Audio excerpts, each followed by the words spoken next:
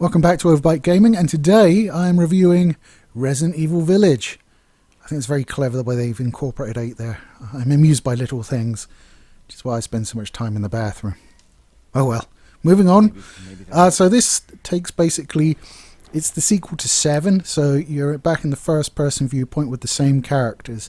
It opens with Ethan, the protagonist from the old game, having rescued his wife and having a new daughter and living in a safe house basically. And then something bad happens, the daughter's pinched and you're off on another adventure after your little baby who's been taken by nasty things. The nasty things in this one aren't really familiar with the Resident Evil lore, really. I mean, we've seen previously there's been mutants and monsters and zombies, and in 7 we had the sort of mutated sort of Sawyer family analog. And I thought 7 was probably the scariest that Resident Evil's been. This time round, though, they've gone for a more fairy tale approach. It's really easily signposted in the opening cutscene where it shows you like a sort of a paper cutout animated scene of a fairy tale about a little girl lost in the forest. And then you find out like the bad guys, for the most part, are werewolves. I don't find werewolves particularly frightening, personally. I don't know whether it's just because I've seen that sort of thing as bad guys in video games so often. And not in horror video games necessarily, just in like RPG and action games. Oh, it's a man-wolf, bang bang, he's dead. Yay. Moving on. What happened? There are still a few good jumps. The first werewolf you meet, these games have a real penchant for injuring Ethan's hands. You get a couple of fingers bitten off in your first meeting with a lichen. I think they differentiate. The lichens are more humanoid, and then you've got the werewolves who are like a lot bigger and more powerful. Obviously the face of the game is the Countess. Cannot pronounce her name, so I'm not going to try it. I will mess it up, I guarantee. But she's the giant white lady in a hat and an evening gown. And of course, as you may well be aware, she's actually a vampire. I don't think we're spoiling anything. And she has vampire daughters, and the sort of second part of the game is set in her castle where you're going around. And it's more faithful to the sort of old school Resident Evils where you're in like a stately home and opening doors and finding things to solve puzzles, that sort of thing. There's a few sort of random wandering monsters that are these sort of cultist looking fuckers that wear robes, and you need to deal with them. We'd have a shopkeeper again. I would say, if I had to describe this game, it would be as if Resident Evil 7 had a baby with Resident Evil 4. There's a lot of influences from 4 in here, like the shopkeeper. It's not the same one, you know. What are you buying? What are you selling? Not that guy. But it's this big fat dude called Duke. And I've got no idea how he turns up where he turns up, because he just... Doors are a thing and he's a bit large, I'm just saying. But you can buy things off him, including a new addition. There's recipes you can do. So if you like kill a pig, you can get some meat off the pig. And there's some like sort of quality animals out there, which will give you like fine beef or something like that. And then you can take the relevant meat to him. He'll make a recipe. You chuck it down, and it increases like the damage you're able to block with your block, or your movement speed, or your life. I had no idea what it was. It didn't give me the options for recipes when I first started getting it, so I sold most of mine in my first playthrough. So I was like, oh, maybe I should have kept that. Yeah, probably should have kept that. Lots of different weapons this time round. Lots of modifications for the weapons, and they're upgradable as well. So it's good to see that sort of thing being held on to, because New Game Plus is a laugh and a half when you have a fully upgraded revolver, Magnum revolver. And the opening section, which was very stressful back when you had nothing other than like a little pop gun, becomes quite funny and easy. But I mean, I do like the sort of power fantasy thing. I mean, I did the first playthrough on story mode because, yeah, that's how I play games. but I did it legit. And I've gone through, like, again. What the hell is wrong with this place? And this time I'm just using cheats all over the fucking shop. And you know what? It's pretty fun, just being badass. I get, I think, 3 different types of shotguns. There's assault rifles. There's weapons you can unlock with those bonuses once you've completed the game. Infinite ammo is in there as unlockable as well. You have to complete challenges, which gets you points in order to do that. And obviously challenges is you will unlock a whole bunch in your first playthrough, and it will just all sort of mass dump them on you when you finish it. The story is, it's just a man after his baby. It's not too much to it, I don't think, until the very end at least. There's kind of 5 main antagonists, 4 sort of underbosses, and then the sort of main duder.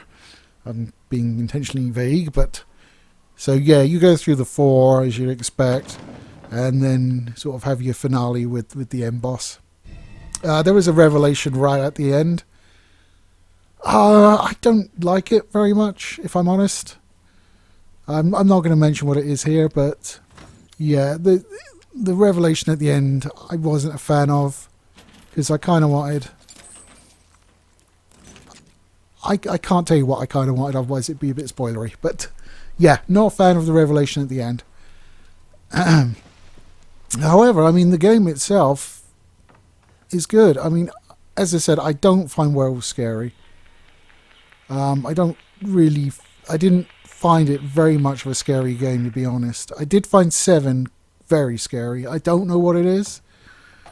I don't know whether it's just because, like, the horrible Sawyer family are just, well, they're people, but with something very wrong with them. And I don't know whether that's more disturbing to me than just seeing, like, bestial blokes. It's kind of what it is. I mean, you do get a few. One of the lords is a doll, basically. And that probably, the section in her domain is probably the sort of most like Resident Evil 7 the game ever gets. In that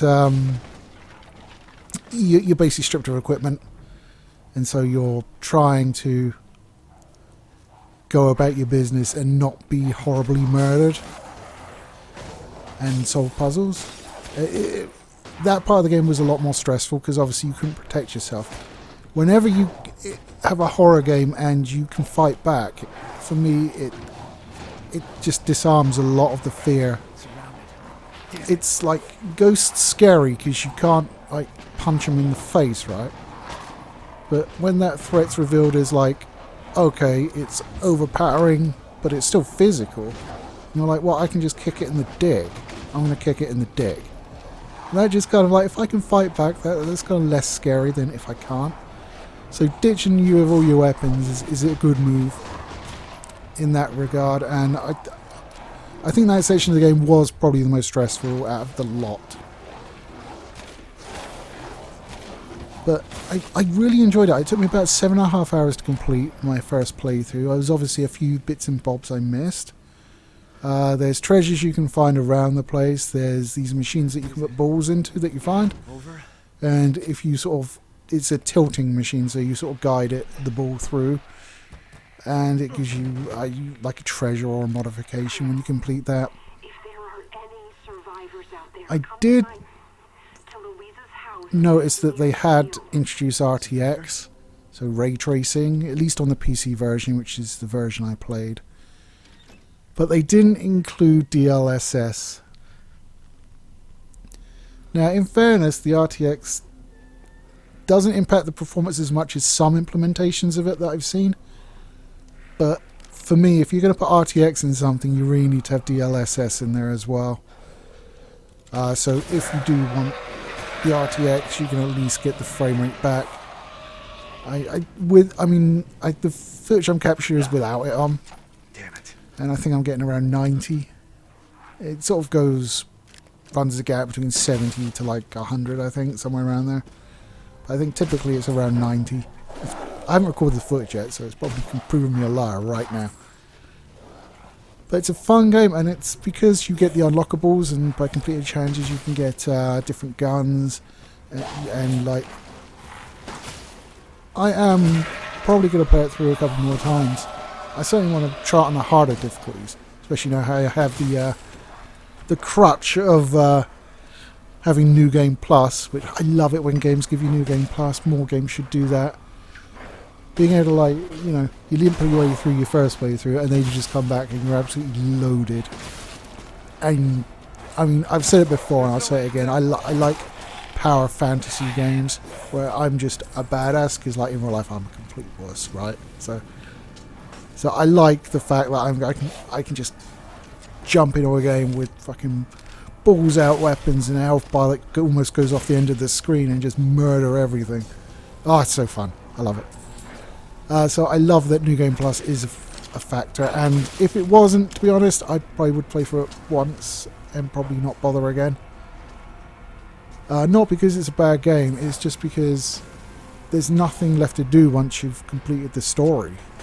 So New Game Plus, the unlockable weapons, there is a Mercenaries mode, which I haven't tried yet, I must admit, that you can unlock for relatively cheaply out of bonus selection once you've finished the game the first time. And of course there's Reverse, which appears to be, it's not live yet, and I probably wouldn't have tried it if it was. But it appears to be a multiplayer mode where you play like Resident Evil sort of alumni and their monsters in multiplayer. That's what I've been able to like figure out from what I've seen on the Steam page. It comes with the game. I think you can buy it separately if you really want to, but it's quite expensive. Don't quote me on that though, because I have no interest in it. So the game does come with that. Once again, it's a separate installation, much like the multiplayer for Resident Evil 3 was, where you could install that as well. I don't get why they do it as separate packages. It seems a bit weird. But it's there if you want it and like that kind of thing, and it's going live relatively soon, hopefully. I don't even know when, because no interest in it. I've never played a Resident Evil game and go, God, I wouldn't mind a fucking competitive multiplayer mode. No. If that sort of completely misses the point of Resident Evil. I mean, the thing with horror games is, it's scary when you're by yourself. It's never scary when there's a whole pack of you teabagging people. I'm just saying. So, Resident Evil 7. No. It's 8, isn't it? Curses. They should just start using words like Resident Evil, Squidgy Pond, something like that. Just be more memorable. But 8, yes, Resident Evil 8. Have you played it? What did you think? Let me know in the comments down below. And as always, if you liked or disliked this video, please show me your feelings with the little thummies down there. I don't know if the downward thummy works anymore, to be fair. I think YouTube have removed the facility for you guys to see it, but I will get the insult. Have no fear. I will see it. So, I don't know how they're protecting me, if I can see it, but apparently they are. Good old YouTube. Anyway guys, that will do it for today. I'm going to be taking a couple of weeks off of my work. Not exclusively for this purpose, but I will be painting the Mass Effect Legendary Edition. I'll see how far I'm able to get through it in terms of maybe giving you guys a review of next week. I plan to be playing it pretty much every waking moment because I love Mass Effect, and I've abstained from Mass Effect for ages since I knew that was coming out. And shout out to my boy Bungle, who is the guy who got it for me for my birthday, and has just been sat there for like 4 months teasing me on my Steam library, and now I can finally play it. Oh yes, I think that's... So I'm recording this Wednesday, so I think it comes out Friday, so I'll be kicking it off then, and I'll be going whole hog, and I will endeavour to get a review to you on the following Saturday. If I'm unable to do so, well, I can't imagine I won't be able to do so. I mean, when I first got Mass Effect, I finished it in like a day and a half, so... Mass Effect 2, I should say. So I should be able to do it. I've just committed myself, haven't I? Okay, I'll do it. I'll do it for you guys, because I loves you. Anyway, guys, that's all from me. Take it easy.